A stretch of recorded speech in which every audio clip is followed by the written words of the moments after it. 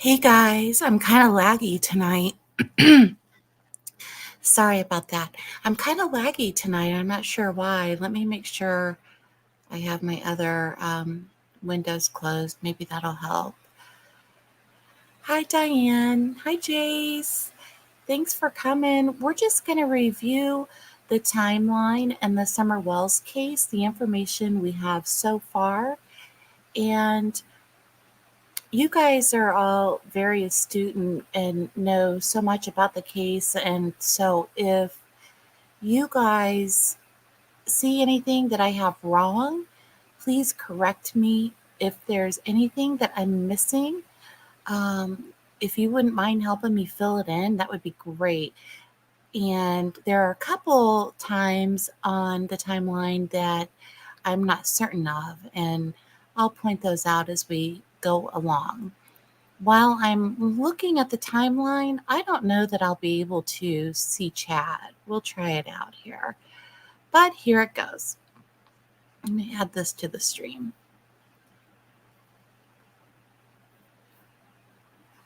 Hopefully you guys can see that.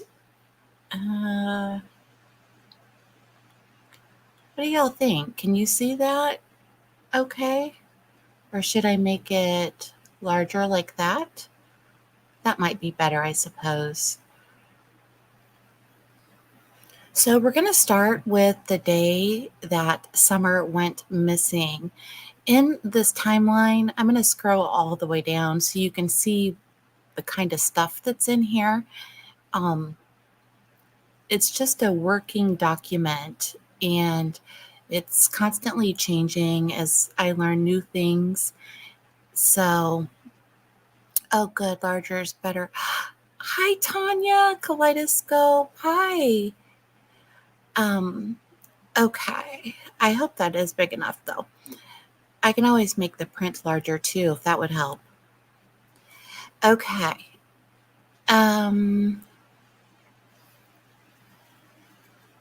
I'm going to pull up YouTube on my phone so I can see your guys's comments, because while I have the timeline pulled up, I can't see your comments, and I want to really make sure that I do see them in case there's something I need to change.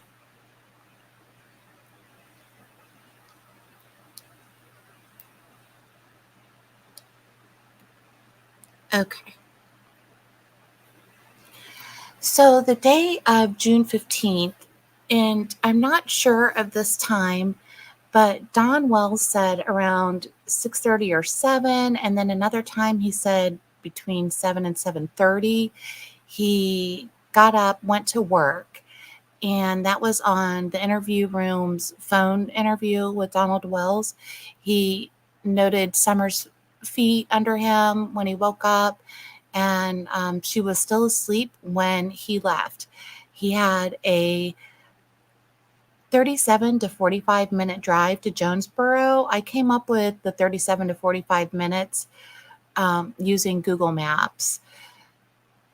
It looks like it depends on the time of day that you're traveling as to how long it takes to get there. At around 8 o'clock, this is an assumed time, and I wish I had taken better notes here as to where I got the time 8 o'clock.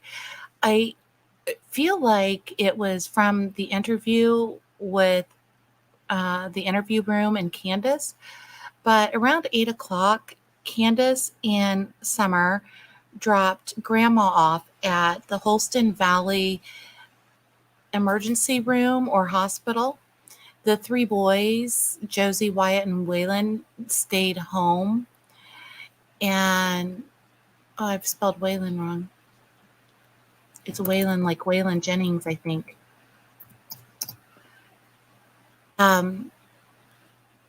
Anyway, that's a 30-minute drive from their home to the Holston Valley ER per the Google Maps. So there's a bit of a time gap here between 8 and 10. I'm not too caught up on the exact times before 3 o'clock, only because We know that she had that photo taken of her at 3:09, but regardless, just for good measure. So around 10 or 10:30, Candace and Summer picked up Hunter at Allie's house, and that I won't give my sources on each one of these. They're here on the document. You can see that yourself. So that was per Candace and Hunter both said the same thing around the same time in their interviews with Chris McDonough interview room. Around 10 or 10:30, Grandma called to be picked up. This call came in, Candace said, while she was still at Hunter and Allie's, and she left there and went to the emergency room, which is only apparently a short drive from Allie's house. But that was around 10 or 10:30. So they picked up Grandma, and they had Hunter with them. They stopped at the smoke shop, the hippie house, and went to Walgreens. They dropped off a prescription and were told that it was going to be a 35-minute wait. And then we're not clear on the times here, but at 12:21, there is a TikTok with a video timestamp at the Warrior Park horse pond where Summer and Hunter were in the water hole swimming. And again, that was at 12:21. So they must have spent about 2 hours picking up Grandma, stopping at the smoke shop, stopping at the hippie house, dropping off the prescription, and then walking down to the horse pond. Then at 1:33, per Chris McDonough, the prescription was picked up at Walgreens. Now, Don said that he called Candace. Actually,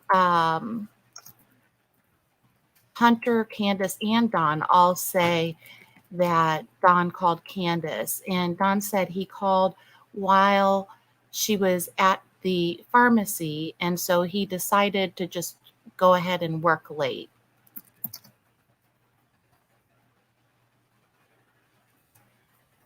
I'm just going to fill this in.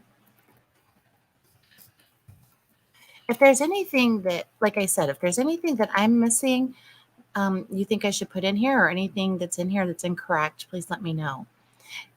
They then, after they picked up the medications, they went to Sonic, to Priceless, and then they went to Allie's house and dropped off Hunter. Apparently, Hunter was dropped off around 2:30 in the afternoon, and they didn't stay long. They only stayed long enough to drop off Hunter. And there's some question as to whether Candace got out of the car or if Summer was awake or not awake. But we do know Hunter says that she was fine when he got out of the car. So that was at 2:30. It takes about 45 minutes to get from Allie's house to 110 Ben Hill Road, where Summer's home is. So that would put them at their home at about 3:10 p.m. And at about 3:09 is when the accidental video or photo was taken of Summer, and she was sleeping in the back seat. Candace said that they were about 2 minutes away from home when that picture was taken. So say they will just give them some extra time to get there and get out of the car. Say they got home 5 minutes, 6 minutes later at 3:15. So they get home. Candace makes a point to say she unbuckled Summer, and Summer got out of the car, and that she had to be woken up. And hi, Anon. Confused me for a second on the name. And so after they got home, Candace said they went inside, they unloaded their groceries, did a load of laundry maybe, and then planted the cactus over at Grandma's trailer. And then this is kind of where we get into, not really knowing what happened. So we do know Don Wells said a couple times that the information on their phones was deleted. Anything at 3:30 and after was deleted from their phones by law enforcement. So 3:30 must be a significant time, at least to law enforcement. That would have been about 15 minutes after Summer and Candace and Grandma got home. So about an hour and 15 minutes pass, and Jody Sue says she heard a muffled scream at about 4:42, and she remembers the time because it was about 10 or 15 minutes before her significant other, Andrew, called her. And she has the timestamp that Andrew called her, and that was 4:52. So the muffled scream must have been around 4:42. So Andrew or Jody Sue and at least one of her kids, I think two, also heard the scream. The kids initially thought it was the boys playing, the Wells boys. But Jody Sue said it was just a really weird noise, that it sounded muffled.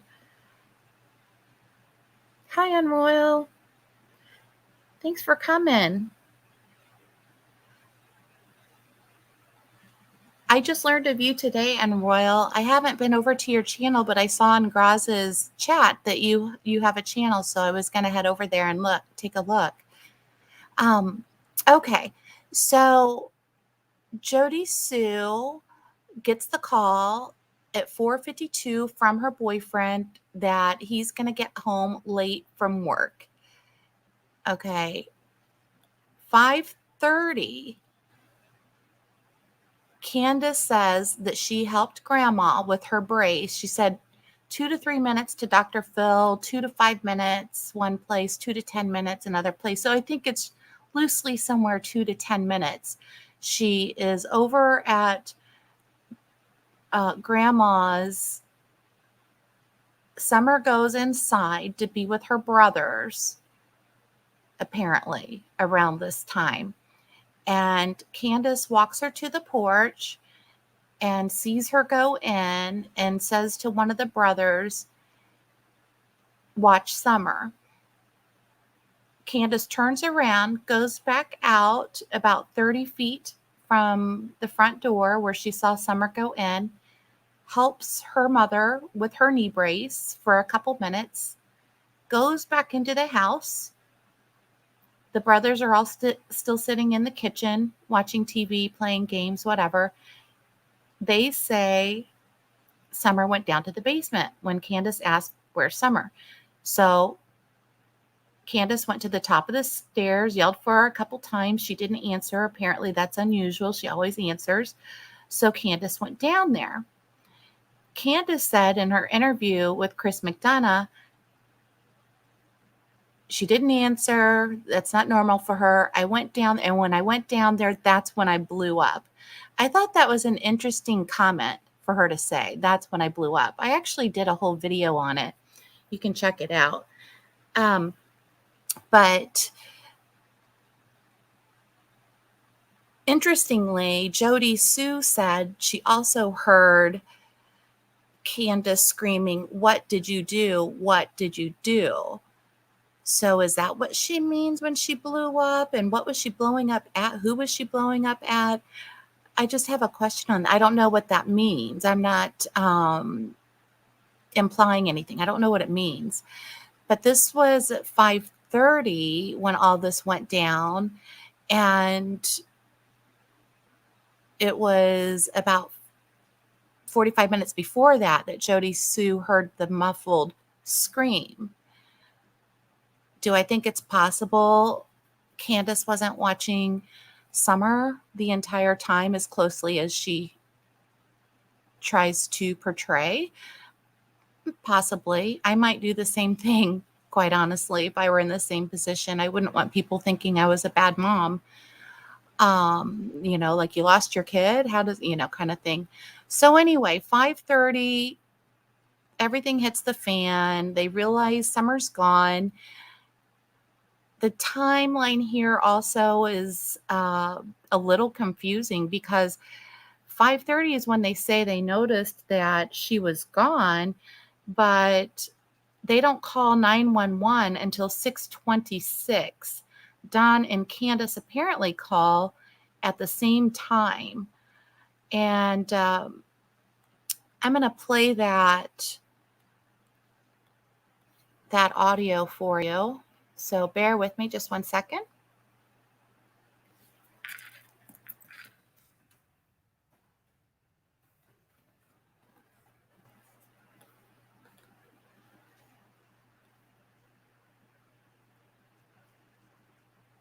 Okay. Let me know if you have any problems hearing it. The usual, or you can get them Zazzle. With Zazzle, you can create personalized gifts for everyone on your list that you can. Okay, are you guys able to hear that video that's playing? I know you can't see it, but can you hear it? I've got it off right now, but when it was playing. Thank you, Unroyal.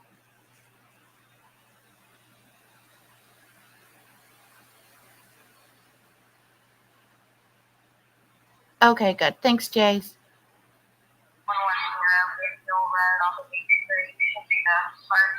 On your ride, reference to a missing 4-year-old.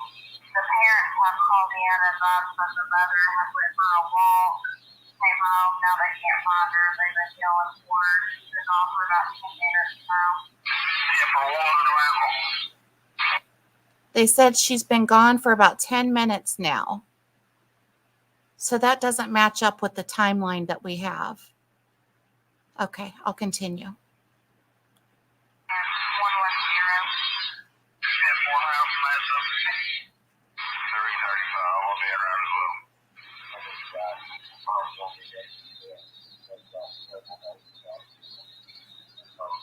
I can't hear this low.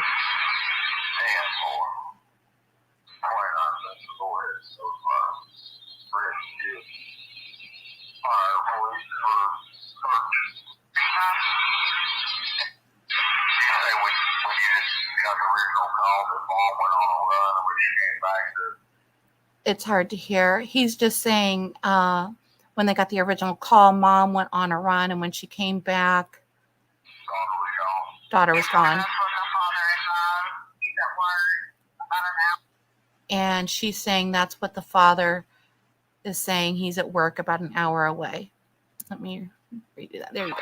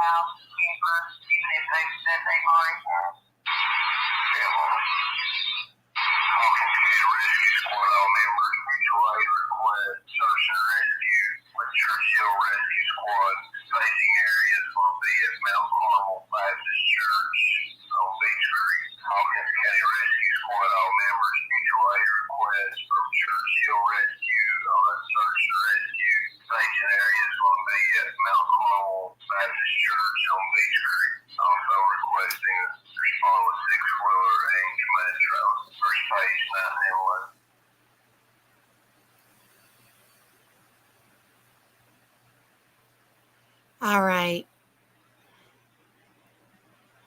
So that was the call. The dispatch, it wasn't the actual 911 call, it was the dispatch audio. So if we go back to our timeline, They called at 6:26 and dispatch. Now they could have gotten something wrong, but I don't know. They said the father advised that the mother went for a walk, returned, couldn't find her daughter. That was about 10 minutes ago. So I'm going to put at 6:15. I'm going to say time dispatch states they noticed Summer was gone. Okay.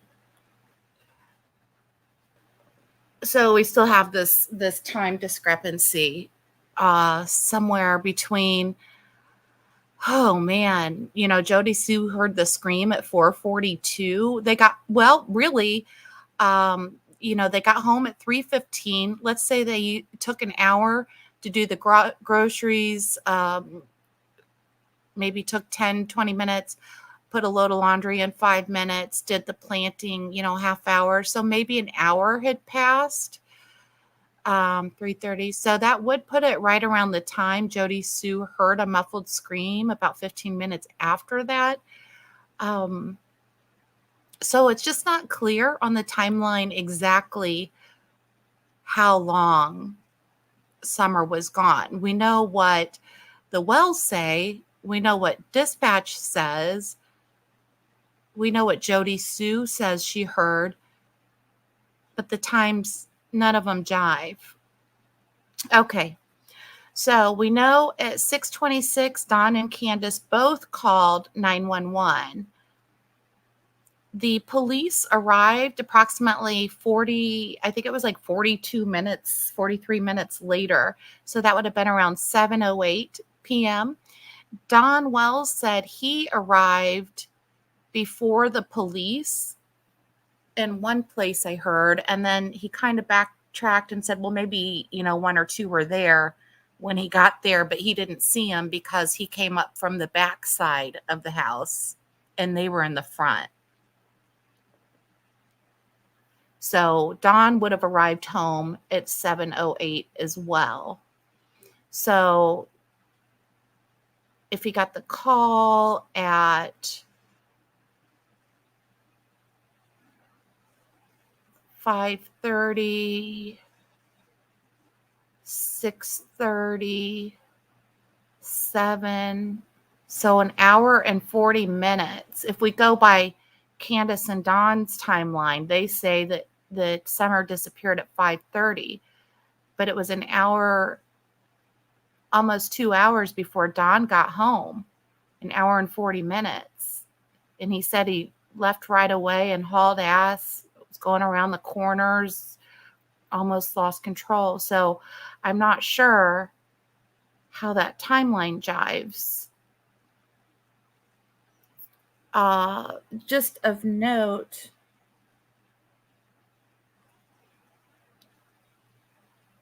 Andrew, Jody Sue's boyfriend, ended up getting home at about the same time as Don, is what Jody Sue said. And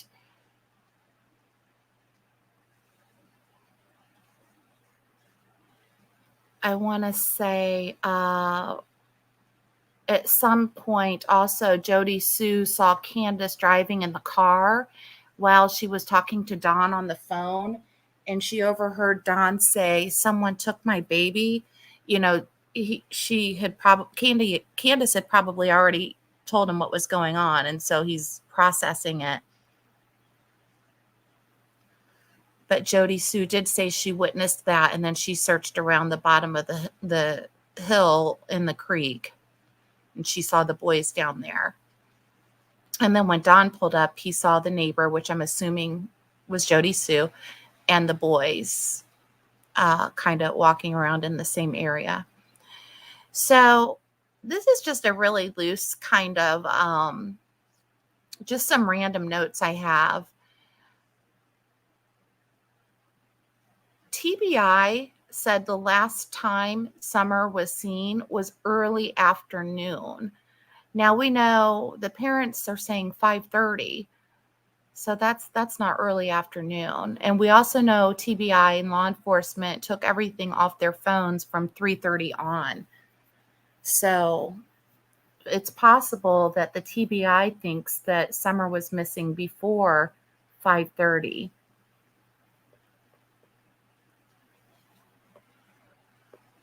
Kelly, did you see what Jody Sue told WJHL during the interview today? I did not. I have it actually. I just had it pulled up, but I hadn't watched it yet. It'll be interesting to see for sure. I would play it. I wonder if I get copyrighted. Well, we could stop and talk about it. The timeline's almost done anyway. Okay. That's none of this is really super important. Planted cactus, wash hands, got a piece of candy.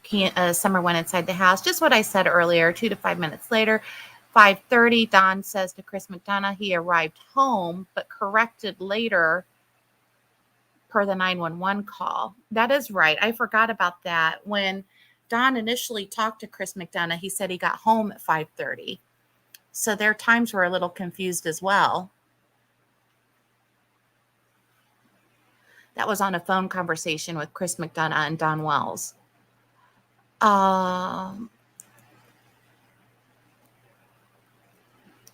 So from 5:30 to 8:30, I'm assuming the brothers and Grandma and Candace looked for Summer around the house. I still don't get the hour though, because Don said he just came right home and then he didn't get home until an hour and 40 minutes later.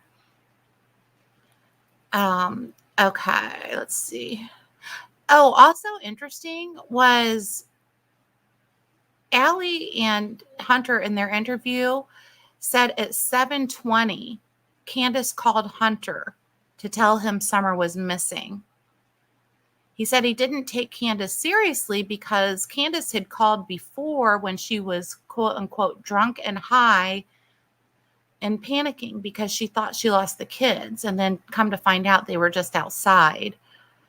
So this is per Hunter. But he said, well, I don't, look outside. Candace said, well, I already looked outside. And he said, well, call my mom, she'll know what to do. So at 7:29, they have the timestamp. Candace called Allie and spoke to her. Allie said Candace was pacing around, messing with her hat, stated she wasn't going to talk to the police.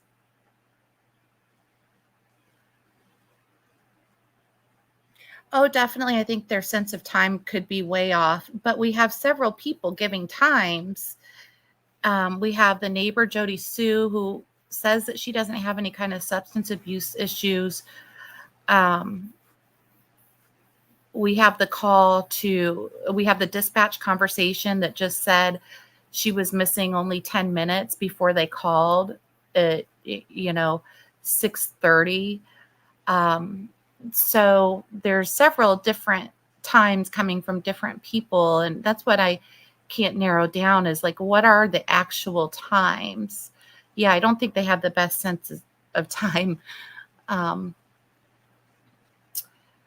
I just have some general things. 6:15, Summer disappears. 6:16, Amber Alert issued. Candace posted to Facebook the missing poster for Summer. 6:20, so 5 days after Summer went missing, Don changed his profile pic and banner pic on Facebook to pictures of Summer. 6:21, he was talking about open borders to Mexico because he really had a strong feeling that she had been abducted. 6:26, on 6:26, Don posts on his or discusses the pickup as possibly a 1998 to 2000 maroon or red Toyota Tacoma with the full bed ladder rack, along with white buckets in the truck bed. That was from a TBI release on June 26th, excuse me. And that is a truck that witnesses had seen around the area, and they wanted to ask them questions, see if maybe they'd seen anything. On 6/27, Don and Candace attend juvenile court, and they confirm at that time that their other children are indeed in custody of child services.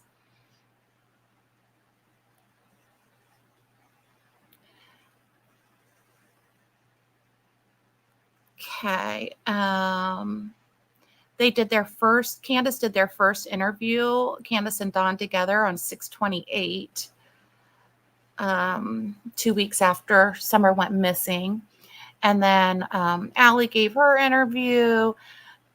And then this is just kind of some random stuff here. Nothing super important. I did take some screenshots of things. Here's the picture of, I don't know if you can see this. This is Candace holding her phone, and Grandma is FaceTiming with her while she's at a prayer vigil for Summer. So although Grandma wasn't there, it does look like maybe she was somewhat supportive.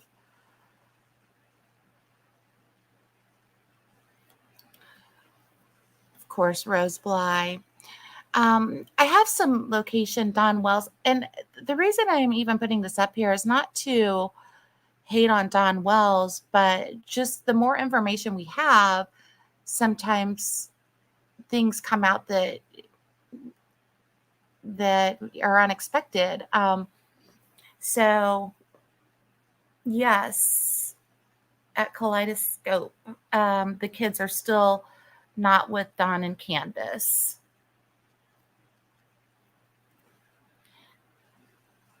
So from 1990 to 2001, Don was in Utah. 2006 to 2007, he was in Arkansas, and apparently he and Candace met in Arkansas. I don't really have the exact date when they came to Tennessee. I do show that there was an arrest, or I found an arrest in Indiana in 2010. So that's just kind of some bare bones stuff there. Nothing earth shattering, but just some notes to keep around. You never know what dots you'll connect later. So that was the timeline. If anybody has anything that I should add, or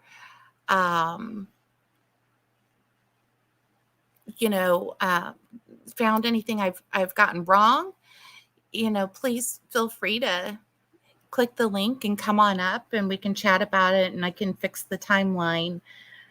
2011 Tennessee, I'm going to put that in. Thanks, Kelly. So 2011, so that was a year after his arrest in Indiana. So 2011, moved to Tennessee. Okay, got it. Thank you, Kelly. All right.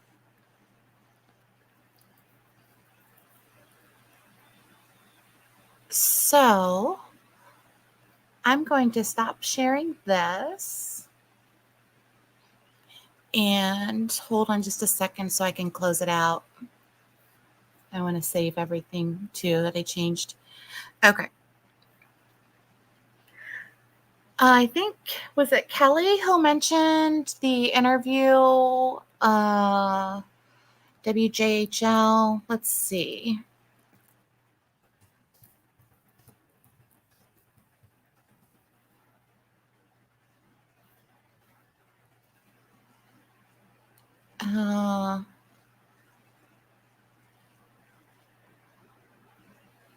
I'm looking, you guys.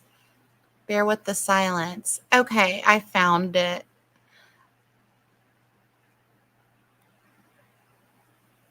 Dear road rivals, hold on a sec. the road with all-wheel drive. I'll share video in a sec. That's not even an option on the Honda. The Wells family.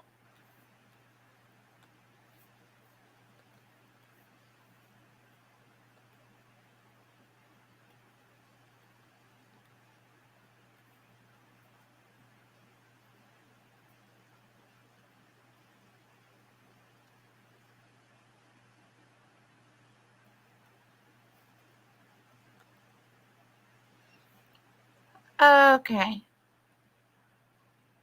let me share this. It's just going to echo for a second, I think, until I. Lives across the street from a neighboring property. On mirroring mountains, together they can be described as sentinels which sit high over Ben Hill Road. The night Summer went missing, the neighbor swears that she and her 2 children heard a scream shortly before they joined the search for a now missing Summer Wells. It's there, but you want to forget. On the watch and hypervigilant. And, That's how Jody Sue Brown was the very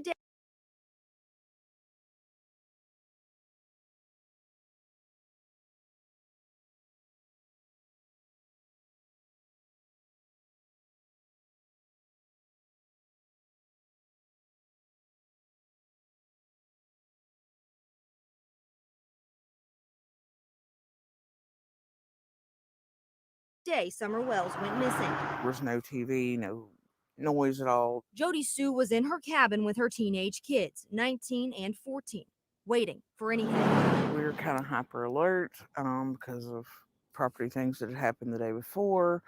So we were listening for noise. Everything was kind of quiet. The sale brought a plethora of people to their door, confused about which piece of land was for sale, leading to a dispute of property lines. While we were out at one point doing survey lines, and there was a flash of a car that went up Candace and Donnie's driveway. Something about it struck me wrong. She and her family next heard a truck door slamming and dismissed it as their neighbors. The next sound was harder to justify. About an hour and a half before Summer is thought to go missing, Jody Sue, her son, and her daughter heard something far more suspicious. A scream. Stopped all three of us cold. Her daughter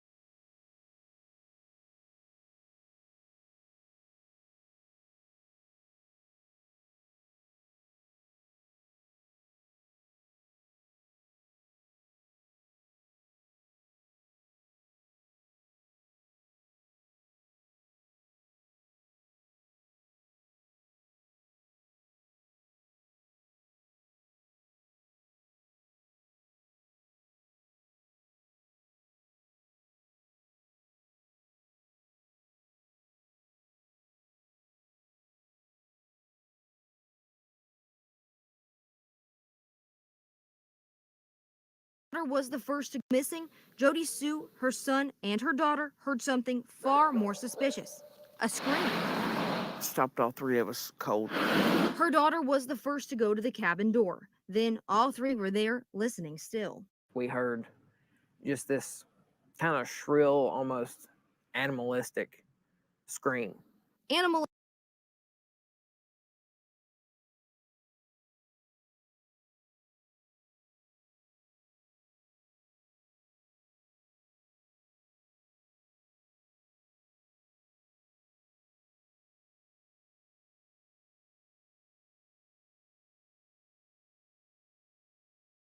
animalistic, but not an animal. Knew it was, wrong. It wasn't a dog. It wasn't an animal. That vigilance kicking into overdrive. Jody Sue and her son went out to look for the source of the scream. My son and I decided to go out, look and see what we could see. We went back onto the bank.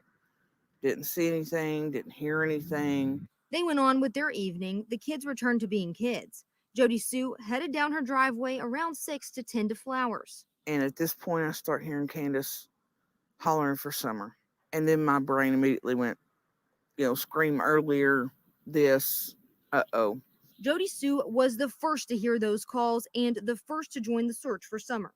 I dropped my purse. I tried to yell up at Candace. I was like, I'm looking, and I started looking. Jody Sue searched one side of a creek, Summer's brothers the opposite side. And you gave statements to the police, right? Oh, absolutely. Jody Sue had been interviewed many times by investigators, bringing up the scream often. But the sheriff doesn't believe the scream is related to the disappearance of Summer Wells. She's been interviewed numerous times by not only my agency, but the TBI and FBI, and we don't find anything with that complaint or information related to this case.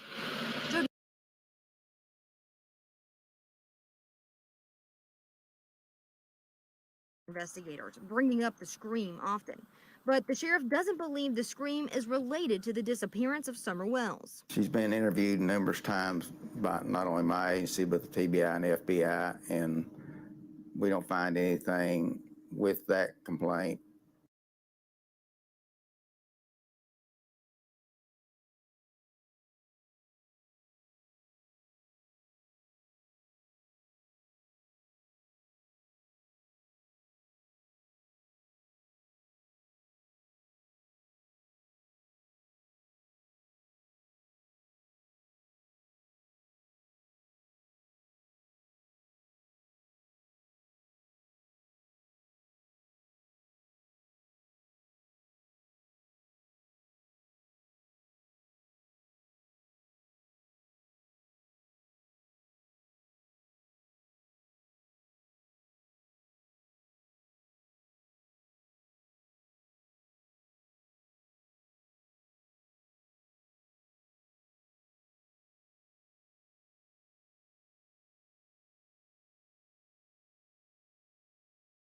or information related to this case.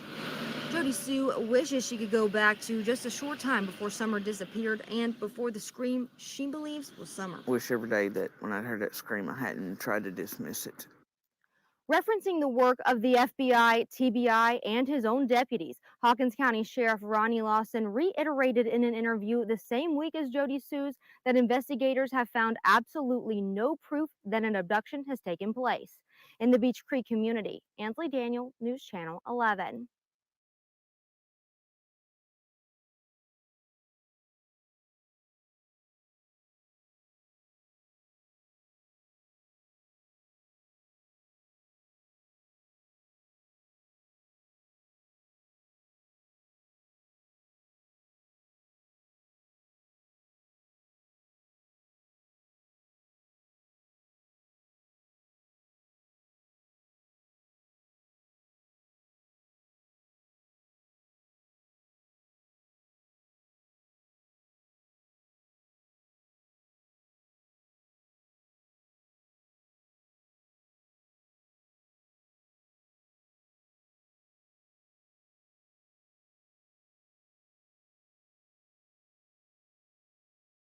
Hi, we're OfferPad, and we want to buy your home. Just go to OfferPad.com, enter basic information. First at 5 o'clock, more legal troubles wasn't the plan, leaving Hollywood after filming that Dr. Phil show you just saw here on News Channel 11. But not long after their return to Northeast Tennessee, missing 5-year-old Summer Wells' father was arrested on suspicion for DUI. Then again in court the following Monday for that being a violation of his probation. News Channel 11's Ansley Daniel was able to ask him how the ongoing attention will help find his daughter. She's live in the studio tonight. Ansley?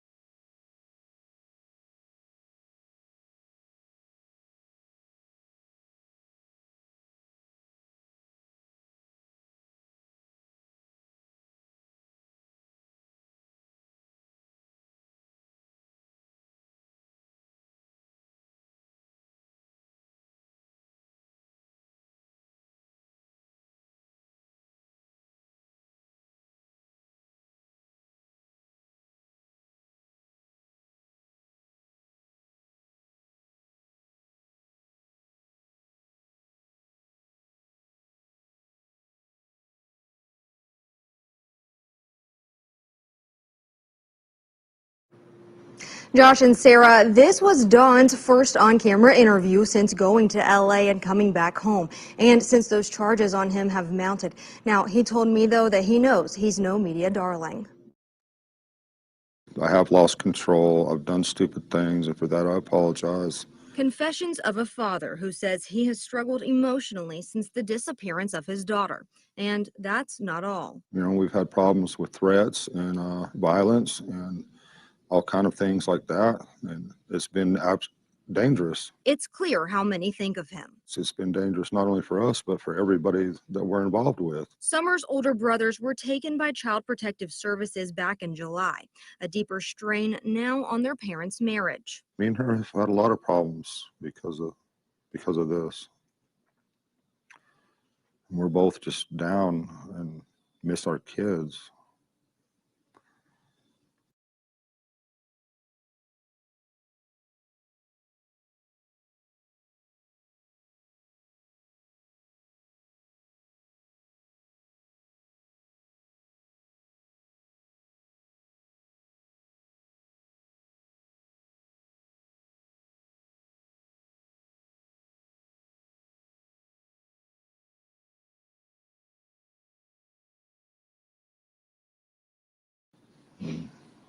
Don't exactly know how to deal with all that. But they stand together in what they think happened to their only daughter. Me and Candace know for a fact that Summer was abducted. We know that, but Can you share with me why you know for a fact or how you know? well, the reason that I know is because I know my wife, and I know what kind of emotions and the heartbreak that she's been going through, and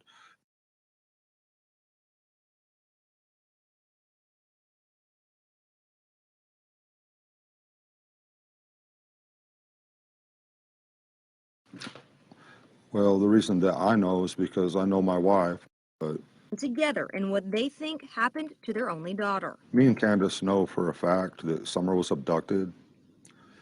We know that, but Can you share with me why you know for a fact or how you know? well, the reason that I know is because I know my wife, and I know what kind of emotions and the heartbreak that she's been going through, and the way everything happened when she called me. Have police given you any information on that or anything pointing to that? No. That's unheard of. Hawkins County Sheriff Ronnie Lawson says they have found no evidence Summer was abducted.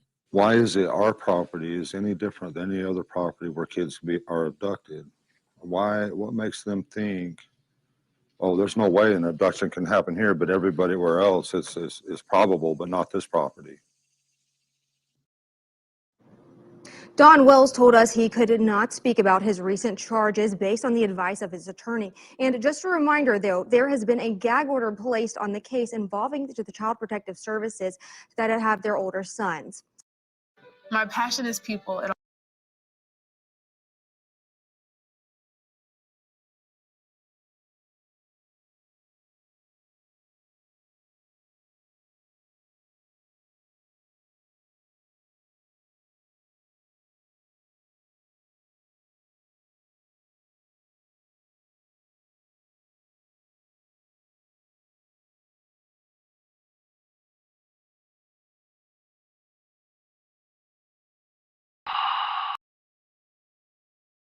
I clicked the wrong thing. Sorry, guys. So I was just looking at comments to make sure I hadn't missed any. And Royal had asked if they brought cadaver dogs inside the residence. And Anon said she read an article in WJHL News that they had. I had heard the same thing. So anyway, all right, guys. Well, thanks for coming over for the timeline and just a couple short videos there, updates on the Summer Wells case. As always, keep her in your prayers and for her to come be found safely. And I will see you all later. Bye.